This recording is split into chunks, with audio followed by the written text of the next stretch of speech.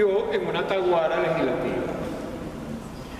Y lo tengo que decir, porque cada vez que el poder constituyente se activa, el poder constituido también se activa para contrarrestar desde supuestos convencionales lo que deben hacer, lo nuevo, ¿sí?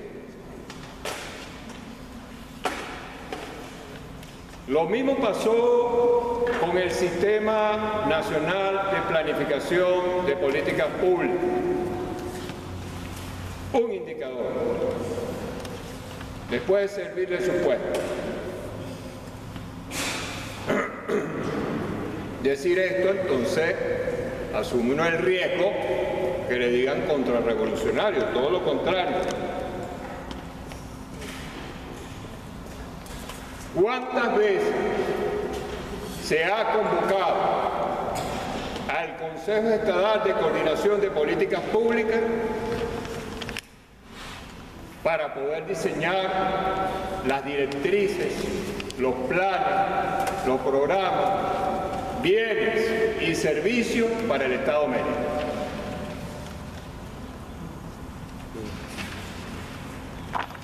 Vamos a ser autocríticos, ¿sí? Cuando usted irrespeta la normativa y no da ejemplo, tampoco puede exigírselo a los demás. Pero cuando hay cultura de ciudadanía, la comunidad organizada debería exigirlo. Pasó con los consejos locales de planificación. Estuvimos en esa comisión presidencial dándole acompañamiento, pero era una época que el Salón Rojo de Miraflores vivía lleno de movimientos sociales. Después inventaron que por seguridad el presidente le fueron cercando los espacios y fueron limitando la participación hasta que eso se convirtió en algo exclusivo de la burocracia rancia que siempre se apodera del espacio público. Y aquí viene el debate. Desde siempre hay ese forcejeo entre democratizar el espacio público o privatizar el espacio público.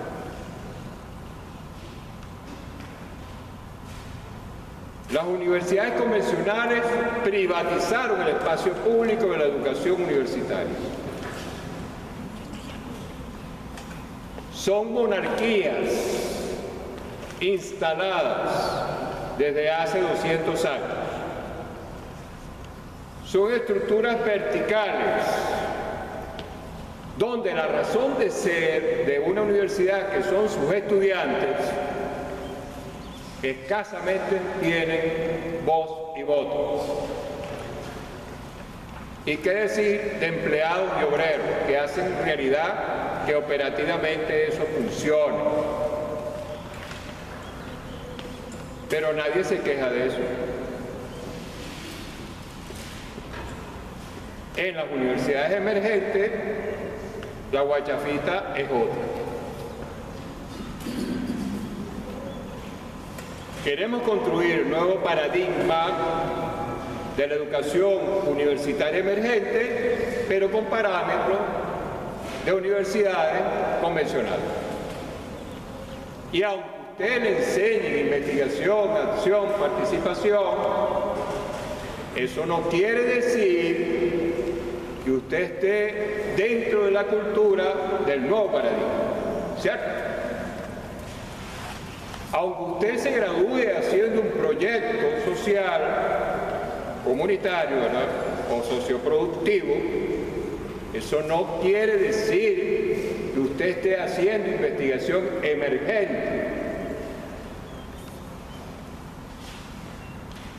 Contradicción principal, si queremos construir otro tipo de pensamiento para otro mundo posible, ahora y por ahora. ¿Les suena eso? Nuestras universidades deberían convertirse en centros de investigación emergentes, y no en liceos grandes.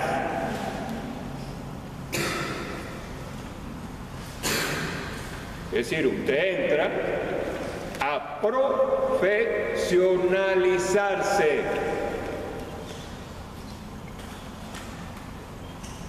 Y eso requiere, ¿verdad?, de una formación sólida, desde el preescolar hasta, no debería existir bachillerato, para empezar, hasta el técnico superior o el grado de tecnólogo. ¿Sí? Porque un bachiller es como un potencial desempleado. No tiene un oficio, no sabe de qué se gradúa. Algunos le tienen miedo a la matemática y prefieren las humanidades. Pero al que no le gustan las humanidades, de repente no le gusta la poesía, ni sabe redactar, ni sabe... Es decir, hasta dónde nosotros hemos desvirtuado la formación básica. El niño se forma desde una pedagogía crítica. El adulto, que se supone que tiene mayoría de edad, ¿sí?, se profesionaliza. No podemos seguir hablando de formación en el ámbito universitario, porque se supone que está bien criadito ya le dieron teta por lo menos 1 año o 6 meses, según la ley. Según los Yanomami son 5. Y ellos sí se preocupan por el carajito y por el núcleo familiar. Los derechos del niño no existían para el mundo occidental hasta el siglo XIX. ¿Qué les parece? Aquellos que son expertos en arte se darán cuenta que donde habían pinturas artísticas y aparecía un niño, siempre estaba con ropa de gente vieja y en espacios lúgubres, oscuros.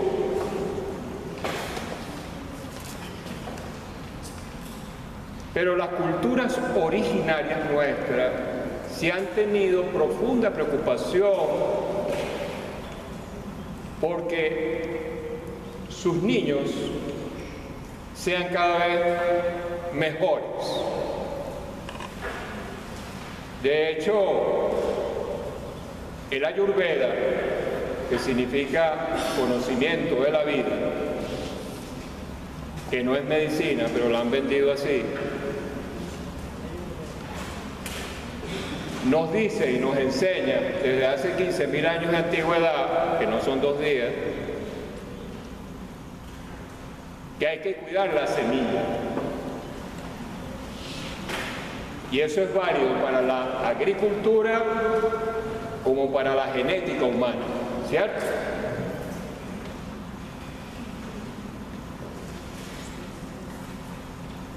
Y tiene alimentación para cada grupo etario según su necesidad existencial y biológica.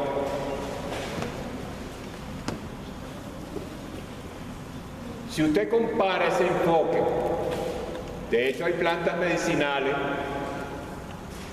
para el sistema de órganos que más necesita energía en ese momento de su crecimiento.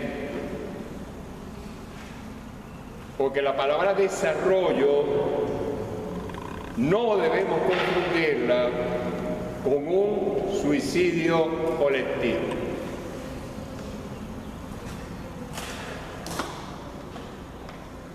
Hace 40 años decían los comeflores como yo, cabeza caliente. Todavía somos comeflores, cabeza caliente, gracias al profesor Nelson López y algunos alcahuetes de la universidad, buena gente, todavía combatientes. Que el desarrollo era meter la pata donde otros habían dejado el hueco. Y creo que no nos equivocamos. Y lo que hemos hecho es seguir construyendo con indicadores neoliberales supuestos de estilos de desarrollo diferentes. ¿Sí? Por eso cuando la LOGNA y la Convención hablan de desarrollo y cuando la Constitución habla de desarrollo, nosotros tenemos que desenrollar ese rollo y profundizar en la doctrina.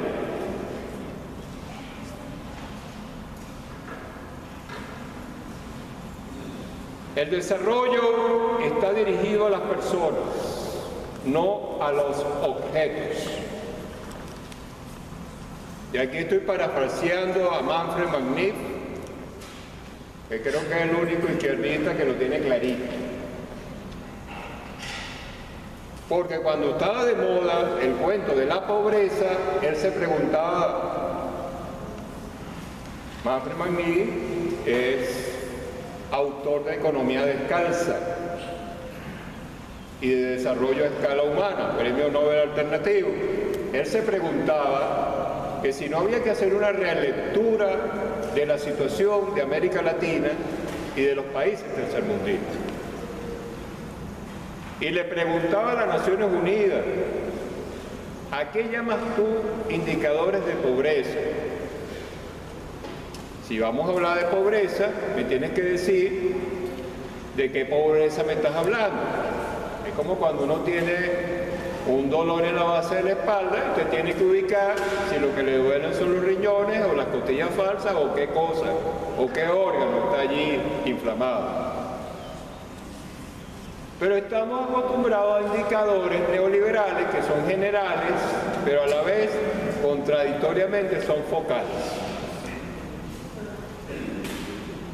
Y esos indicadores focales son excluyentes de los derechos colectivos y difusos.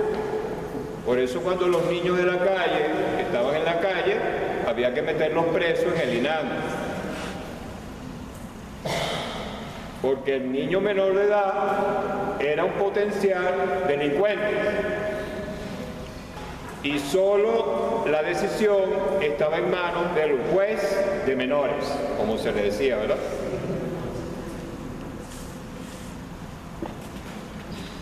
Ahora no es así. Si alguien toma una decisión y afecta alguno de los 5 principios de la LOGNA y de la Convención, el niño como sujeto social de derecho, el interés superior del niño, el principio de prioridad absoluta, el rol fundamental de la familia y la participación. 5. Usted coloca la decisión aquí, ¿sí? O lo que quiere construir como decisión. Y eso lo transversaliza, si fuéramos buenos estudiosos,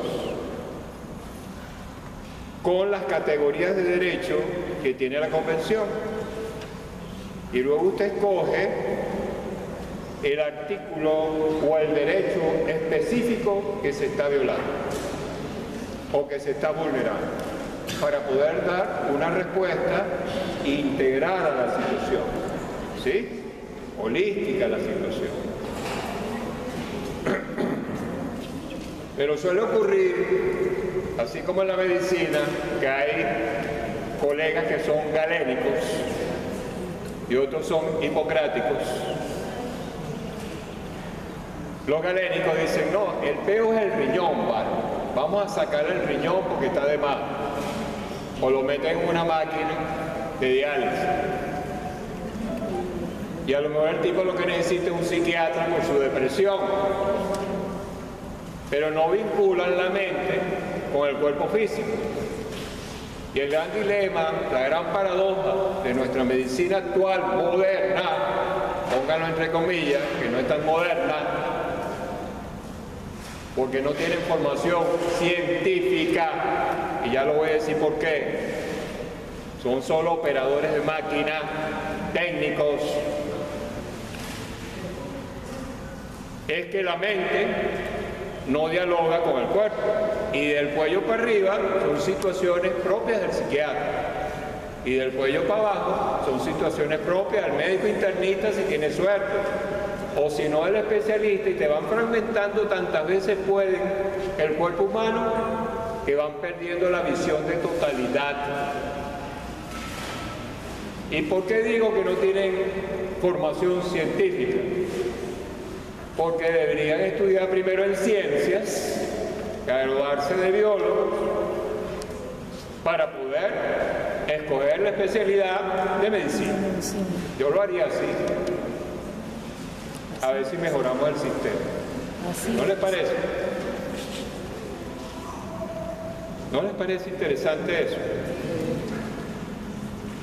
Que un médico sea biólogo primero, que tenga formación científica de investigador y luego escoja su especialidad.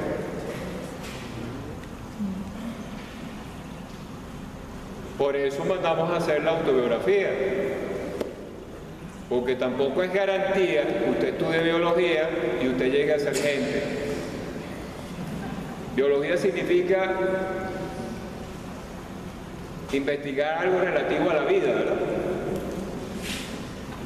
Pero si el especialista no está conectado a la realidad social, sino que no sale de su laboratorio, tampoco va a tener parámetros confiables. Pero en el caso de la economía es peor todavía, y por eso Manfred McNee proponía que había que construir nuevos indicadores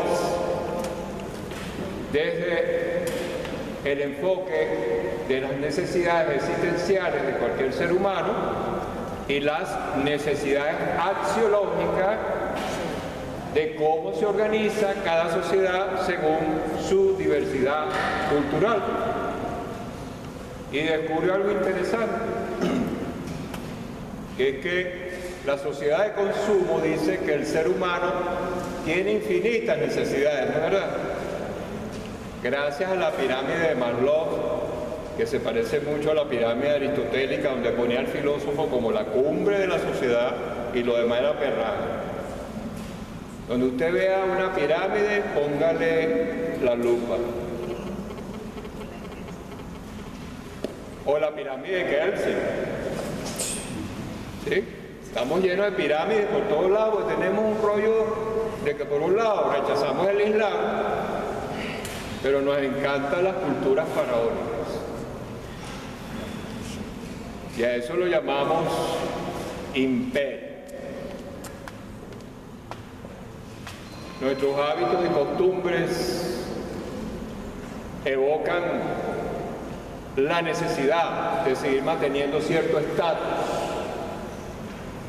y no responden a necesidades reales, sino ficticias. Entonces Manfred McNee planteó la necesidad de desarrollar las sociedades con un enfoque de ecología social profundo. Y es un salto cualitativo a la misma biología de la sociedad. Y pretendió revisar ese paradigma. Y cuando decían, tenemos una pobreza extrema, él preguntaba, ¿en dónde? En educación, en salud, en tecnología, en comunicación, en producción, en lo jurídico, en lo político. Fíjense, armó como casi 14 subsistemas, 14 nichos que ahora nosotros denominamos ecosocietarios, y le dio una respuesta a los sociólogos que todavía siguen entrampados en el cuento de que lo social es una cosa, lo político es otra, lo económico es otra. ¿Me explico? Y con esa mente fragmentada difícilmente comprendamos la actual doctrina del proceso constituyente de nuestra Constitución. Así de sencillo. Es un problema de reformatear el disco duro. El disco duro está aquí. Y el mundo está aquí. Por eso necesitamos otro mundo posible. Y eso requiere el fin del mundo. Cuando nos dice un hermano evangélico, fin del mundo, nos dice, qué bueno que se termine de caer.